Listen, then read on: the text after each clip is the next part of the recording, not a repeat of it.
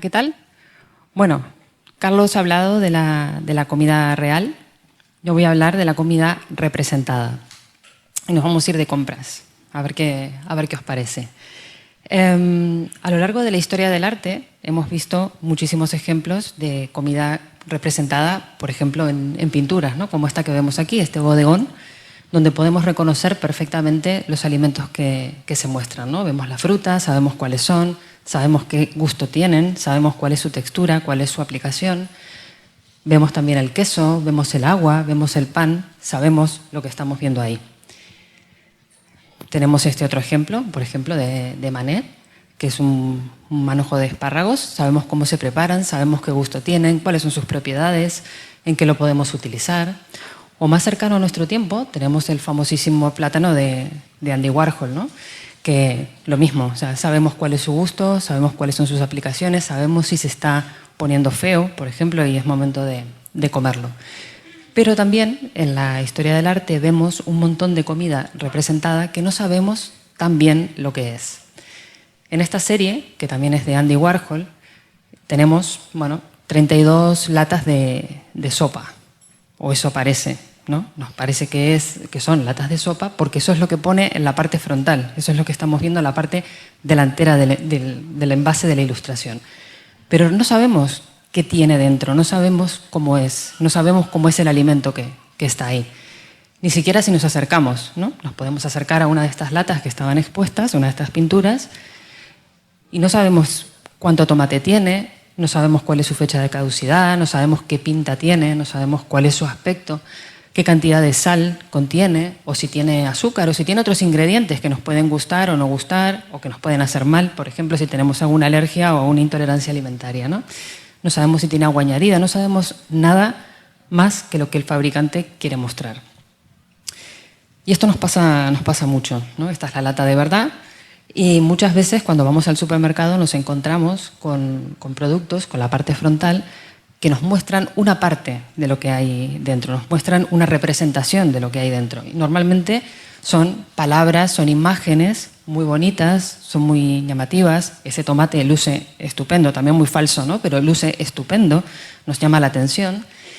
Y esto es importante tenerlo en cuenta porque cuando vamos al súper, hoy en día, más del 62% de los alimentos que encontramos están envasados. Algunos, en los envases, nos permiten ver lo que hay dentro, ¿no? Por ejemplo, en estas pinturas de Pepe Baena, las galletas María que vemos ahí, las podemos ver a través del envase, podemos ver qué pinta tienen, podemos ver qué aspecto tienen, aunque no podemos ni oler ni conocer su sabor. Otros envases, muchos, no nos permiten ver lo que hay dentro. Protegen al alimento, pero al mismo tiempo no nos permiten ver cómo es en realidad. Por lo tanto, para que nosotros podamos saber o imaginar qué es lo que hay dentro, nos guiamos muchas veces por lo que hay aquí, o sea, por la parte frontal, que suele ser una ilustración, suele ser una obra de arte que representa lo que hay dentro, lo que vamos a comprar sin ver.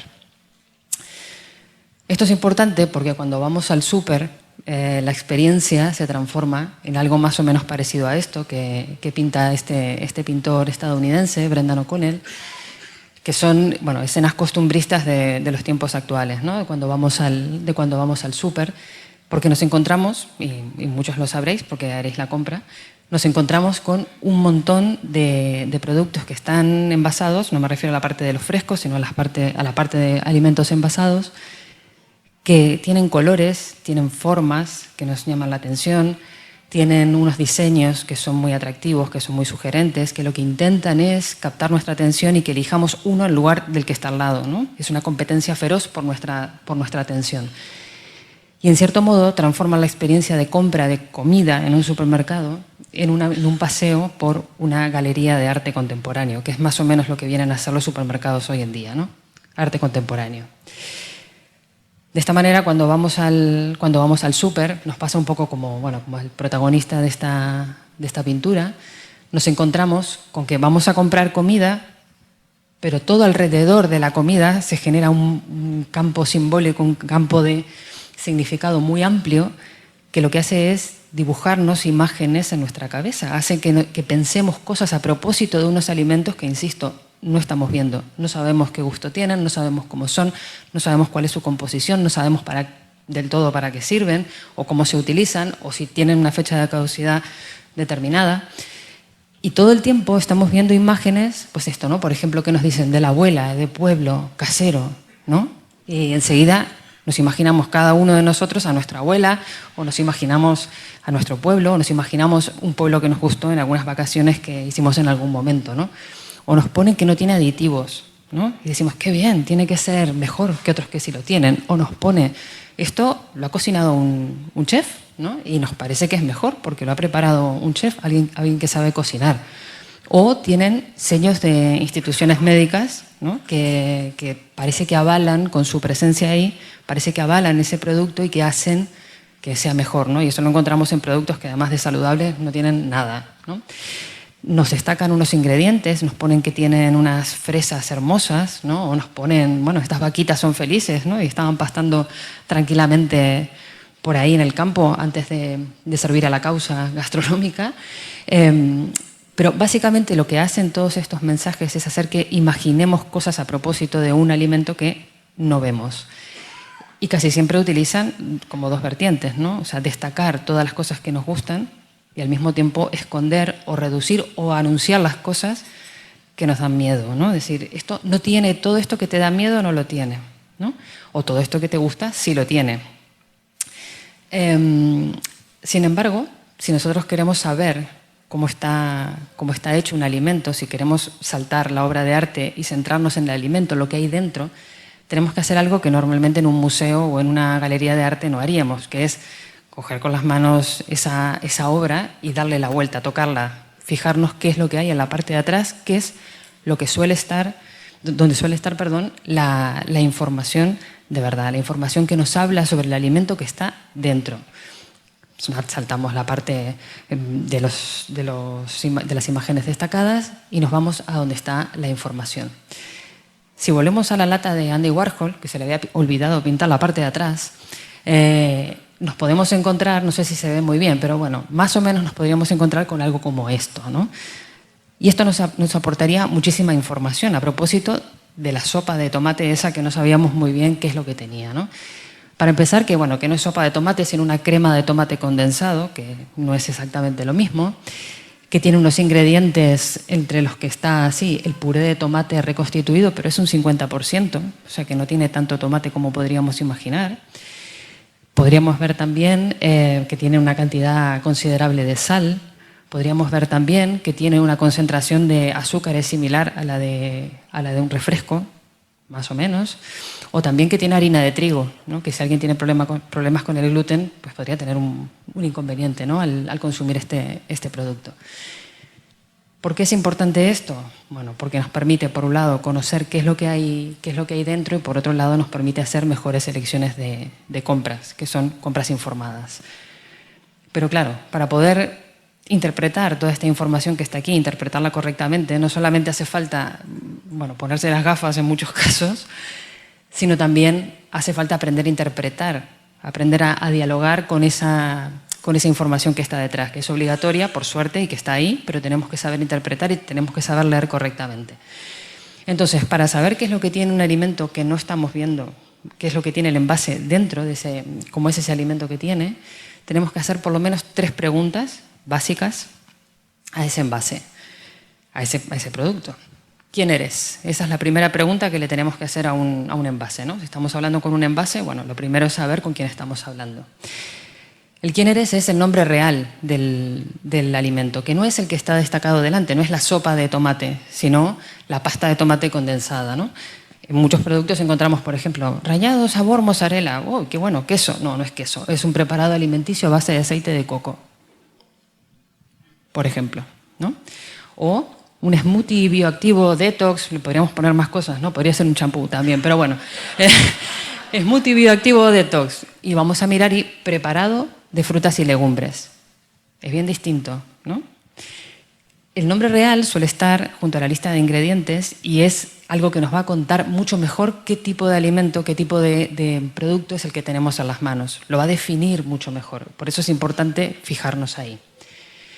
La segunda pregunta que le tenemos que hacer a un producto siempre es ¿de qué estás hecho?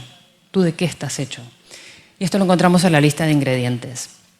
Que claro, las listas de ingredientes no tienen muchos problemas, pero tenemos que saber algunos trucos. Por ejemplo, que la presencia de los ingredientes se ordena de mayor a menor. Los primeros que aparecen en la lista son de los que más hay, es de lo que más hay dentro del alimento, no están ordenados de cualquier manera.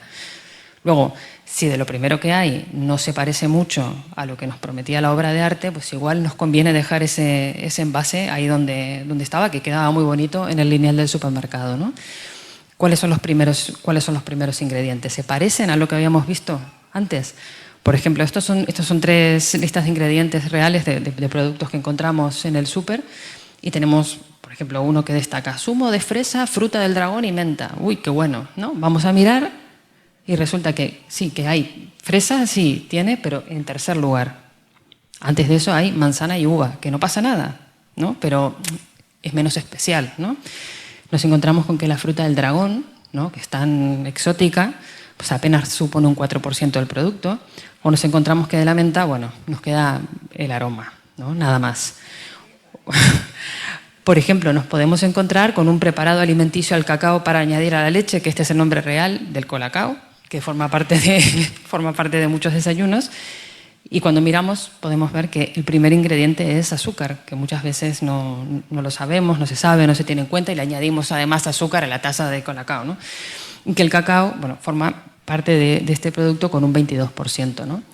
O miramos un fiambre de pavo y decimos, bueno, el primer ingrediente, carne de pavo, que es de lo que más tiene, qué bien, pero tiene un 45% nada más. Luego, el otro 55% son otras cosas, ¿no? ¿Y cuáles son esas otras cosas? Bueno, pues tenemos agua, tenemos fécula de patata, que sirve para que quede así como gordito, que parezca carne aunque no tenga tanta carne, leche en polvo, sal, proteína, tiene azúcar, que igual podríamos pensar que un fiambre de pavo no tiene azúcar, y tiene dextrosa de maíz, aromas, bueno, más cosas, ¿no? Por eso las listas de ingredientes son muy importantes, siempre van de más a menos, hay que recordar esto, y siempre tenemos que mirar si se parece a esa obra de arte que estábamos viendo en el frontal para saber si realmente nos interesa el alimento, no la obra. Y la tercera pregunta es, ¿qué me vas a aportar? ¿Qué traes para mí? ¿Qué tienes para mí? Y esta es la famosa, bueno, tabla de información nutricional que a todos nos sonará, que bueno, vamos al súper y miramos. Generalmente es lo primero que miramos y no es lo más importante es lo que he comentado antes.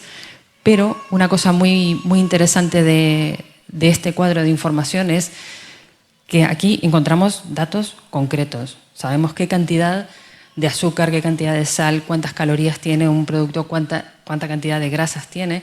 Digo, y estos son los datos concretos, ¿no? Aquí no hay demasiada poesía ni nada. De hecho, este es el lugar donde muchas de las pinceladas que vemos en el frontal se diluyen, ¿no? Porque nos podemos encontrar en la parte de adelante de los productos con mensajes que nos digan esto es light, esto tiene reducción de grasas, reducido en azúcares y demás, ¿no? Y luego venimos a mirar aquí y nos encontramos con que, bueno, sí, será muy light, pero tiene un montón de calorías, o sigue teniendo un montón de azúcar, o sigue teniendo un montón de grasas. Y eso es porque estos mensajes, que están regulados por ley, que son reducido en grasas, reducido en azúcares, significan que por lo menos ese producto tiene un 30% menos que el producto original. No significa que tenga poco, significa que tiene por lo menos un 30% menos. Entonces, si el punto de partida, si el producto original es, por ejemplo, es una mermelada donde hay un montón de azúcar, aunque le quitemos un 30%, el equivalente light va a seguir siendo un producto con un montón de azúcar, ¿no? O si tenemos un salmón ahumado con sal y demás, si el original tiene un montón de sal, si le quitamos un 25%, la versión reducida en sal va a seguir teniendo un montón de sal, ¿no? Entonces, es muy interesante esta tabla porque muchos de los mensajes que nos encontramos en la parte frontal naufragan aquí. También, bueno, cuando vemos 0% azúcar, ¿no? O sin azúcares añadidos. Sí, y de pronto no se le han añadido azúcares, pero están naturalmente presentes por los ingredientes que tiene ese producto, ¿no? Entonces, bueno, para mí es clave cuando vamos al supermercado, y con esto me quiero quedar, hacer estas tres preguntas a los envases cada vez que recorremos un supermercado. tú quién eres, de qué estás hecho y qué me vas a aportar. Esto es lo que nos va a permitir saber, o sea, conocer las respuestas a estas preguntas es lo que nos va a permitir realmente elegir alimentos en lugar de elegir obras de arte, ¿no? Los supers tienen muchísimas obras de arte que mueven cantidades multimillonarias de dinero, pero bueno, está muy bien para verlas, ahora para comerlas no siempre. Así que nada, siempre al súper con estas preguntas. Muchas gracias.